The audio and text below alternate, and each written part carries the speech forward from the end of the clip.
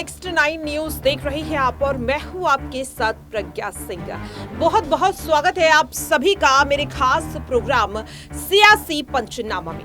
सियासी पंचनामा में आज हम बात करने वाले हैं उस मुद्दे की जिससे लेकर हर जगह काफी ज्यादा गर्मागर्मी देखने को मिल रही है। दरअसल आपको बता दें कि गांधी जयंती के खास मौके पर बिहार सरकार की तरफ से एक बड़ी पहल की गई, एक बड़ा कदम उठाया गया, जिसके बाद जातीय गणना का जो मुद्दा है वो तेजी से बढ़ता हुआ नजर आ रहा है। विपक्ष अब लगातार मांग कर रहा है कि जल्द से जल्द अब पूरे देश में जातीय गणना होनी चाहिए ताकि जनता को पता चल सके कि आखिरकार आबादी में से किस जाति की संख्या कितनी है, कितनी आबादी है, क्योंकि विपक्ष अब लगातार मांग करता हुआ नजर आ रहा है कि जितनी आबादी उतना हक। यहाँ पर अगर बात करें तो इसकी जो मांग है यहाँ पर लगातार देखी जा रही है। कांग्रेस से नेता सुप्रेशनेत से यहाँ पर हम शुरुआत करना चाहेंगे कि इस तरीके से उन्होंने साफ तौर पर जातीय गणना का मुद्दा उठाया और कहती हुई वो नजर आ रही हैं कि आखिरकार प्रधानमंत्री नरेंद्र मोदी क्यों जातीय गणना कराना नहीं चाहते। क्या कुछ कहती हुई जातीय गणना को लेकर नजर आ रही है सुप्रेशनेत, सुनिए जरा। अडानी जी के मित्र जो इस देश के प्रधानमंत्री भी हैं, नरेंद्र मोदी जी को एकाएक इस देश का गरीब याद आ गया। 9.5 पौने 10 साल में गरीब नहीं याद आए थे। गरीब जब अपनी इज्जत की लड़ाई लड़ रहे थे, गरीब जो आटे और दही पर जीएसटी दे रहे हैं, गरीब जो बेरोजगारी और महंगाई से जूझ रहे हैं, गरीब जो 1200 रुपए पर सिलेंडर खरीद रहे थे, तब मोदी जी को याद नहीं आए थे। अब मोदी जी को देश के गरीब याद आ रहे हैं। पता है क्यों याद आ रहे हैं?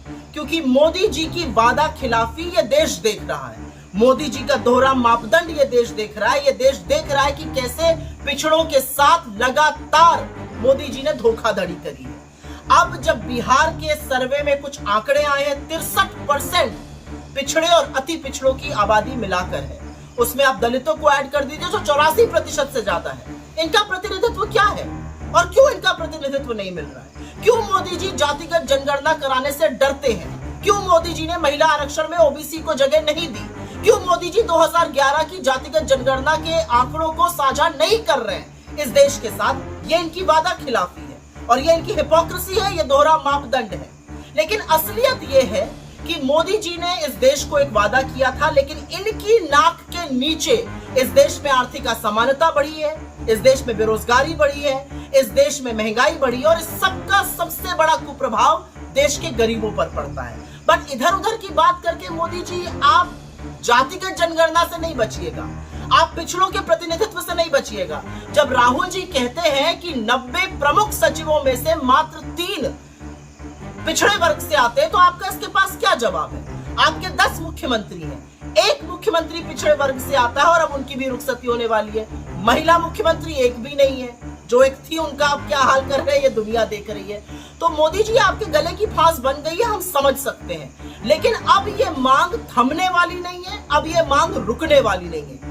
जितनी आबादी उतना हक देना पड़ेगा। अब ये जो आप जलेबी बनाते रहे जातिगत जनगणना पर, जो आप जलेबी बनाते रहे प्रतिनिधित्व पर, अब उस पर भी आपको साफ तौर से आपका क्या मत है वो देश के साथ साझा करना पड़ेगा, क्योंकि अब पूरी तरह से हम प्रतिबद्ध हैं। अगर आपसे नहीं हो रहा तो 2024 में आके हम जरूर जातिगत जनगणना कराएंगे, लेकिन उसके पहले आपके पास मौका है वो जनगणना कराने का, 2011 की जनगणना के आंकड़े साझा करने का, क्योंकि जो काम आप कर रहे हैं ना, रेड कराकर विषयांतर करने का, वो शिगूफा है और दुनिया समझती है। आप कुछ पत्रकारों पर रेड करा दीजिएगा, वो फिर से आपसे कल से 40 सवाल पूछेंगे जिनका आपके पास एक भी जवाब नहीं होगा। तो विषयांतर करने के लिए, डिस्ट्रैक्ट करने के लिए, ध्यान बटाने के लिए अब आप कुछ भी करिए।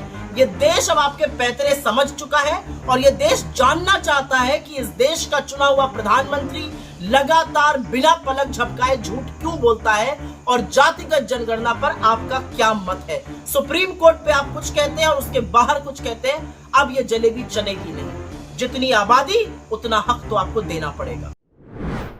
तो देखा आपने और सुना भी। आपको बता दें कि सुप्रिया सुनीत ही नहीं बल्कि विपक्ष से और भी कई बड़े नेता साफ तौर पर जातीय गणना की मांग करते हुए नजर आ रही है। यहाँ पर अगर बात करें जिस तरीके से, तो जो तमाम यहाँ पर दिग्गज नेता हैं उनकी साफ तौर पर यही मांग है कि जातीय गणना होनी चाहिए।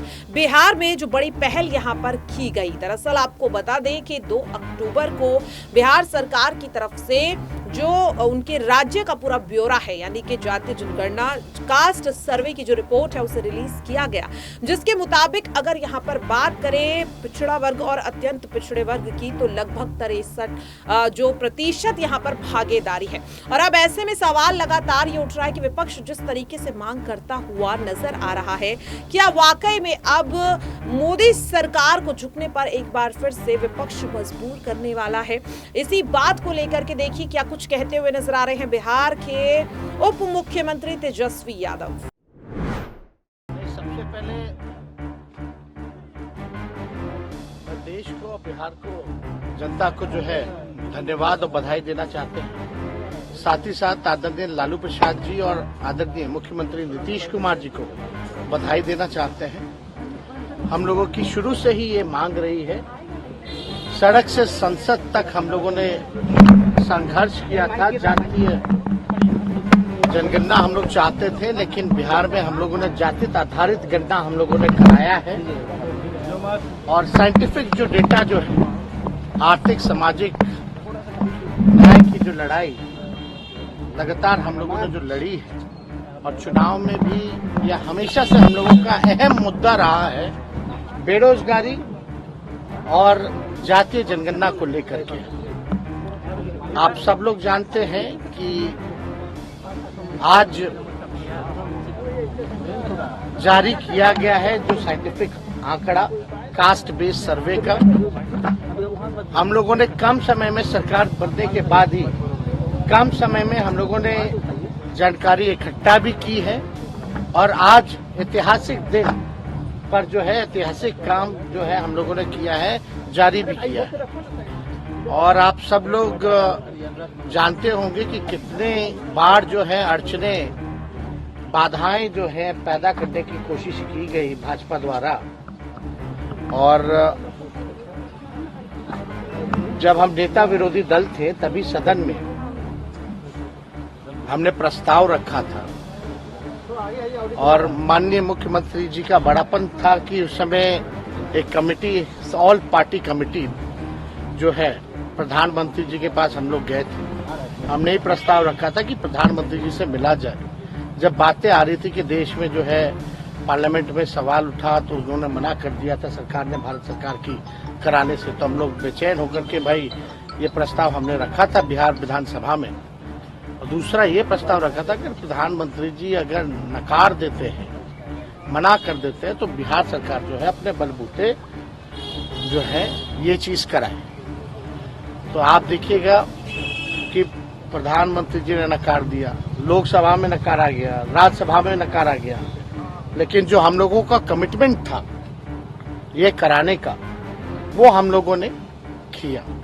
इसके लिए लगातार स्वर्गीय नेता मुलायम सिंह जी, स्वर्गीय शरद यादव जी, लालू जी, नीतीश जी लगातार लगे रहे कि ये बात जो है होनी चाहिए। आखिर कौन लोग हैं जो कचरा साफ करते हैं, नाला साफ करते हैं, कौन लोग झुग्गी में रहता है, कौन लोग मजदूरी करता है, कौन लोग भूमिहीन लोग हैं। और इस आंकड़े में सारी चीजें आ गई कि किसकी कितनी आबादी है और किसकी क्या स्थिति है, आर्थिक स्थिति का भी जो है पता चला है। तो लगभग जो है 64% पिछड़ा, अति पिछड़ा समाज के लोग हैं और 20% SC/ST लोग हैं। तो ये आंकड़ा जो है लगभग जो है आप समझिए कि 85 के आसपास जो है पिछड़ा, अति पिछड़ा, दलित समाज का जो लोग हैं, वो आंकड़ा जो है देश के सामने जो है अब आ चुका है। अब हम लोगों का लड़ाई रहा है सामाजिक न्याय का, और जो दौर है आर्थिक न्याय का। जो कमजोर लोग हैं उनको मुख्य धारा में लाने का। तो सरकार की यही कोशिश होगी, यही प्लानिंग होगी कि जो साइंटिफिक जो डेटा मिला है उसी हिसाब से हम कल्याणकारी योजनाएं, जो लोग गरीब हैं, जो जातियां गरीब हैं, हालांकि गरीबी हर जातियों में है, तो उनके लिए जो है विशेष योजना जो है हम लोग बना करके लोगों को लाभ पहुंचाने का काम करें। और यही नहीं, जब बिहार में हुआ है तो हम लोग तो चाहते हैं कि प्रधानमंत्री जी और भाजपा के लोग जो हैं पूरे देश में जो है जातीय जनगणना जो है कराना चाहिए। 21 में एक सेंसस होना था, अब तक तो सेंसस भी नहीं हो पाया, तो महिला रिजर्वेशन की तो दूर की बात है, लेकिन ये होना चाहिए। जब भी सेंसस हो हमारा ये मांग होगा, और इंडिया अलायंस का भी ये मांग रहा है, प्रमुख मांग रहा है कि देश भर में जातीय जनगणना जो है वो कराया जाए। पर सवाल उठ रहा है रिपोर्ट कार्ड जारी होने के बाद भी वो सब पता चल जाएगा, वो धीरे धीरे नहीं, आगे अभी मुख्यमंत्री जी ने तो कहा है ना भाई, सब पार्टी के लोगों को बुलाया जाएगा। नहीं, भाजपा सुबह में भाई जो लोग भी गए थे उन लोगों की बात होगी तो विस्तार से हम लोग और भी भाजपा तो देखा आपने और सुना भी कि किस तरह से साफ तौर पर तेजस्वी यादव ने भी यही कहा कि जातीय गणना होना बहुत ज्यादा जरूरी है और इसके लिए विपक्ष लगातार मांग करता हुआ नजर आ रहा है। देखना होगा कि विपक्ष क्या एक बार फिर से सरकार को झुकाने में कामयाब हो पाएगा या नहीं। फिलहाल के लिए मेरे खास प्रोग्राम सियासी पंचनामा में आज के लिए इतना ही। कल फिर होगी किसी नए मुद्दे को लेकर आप सभी से मुलाकात।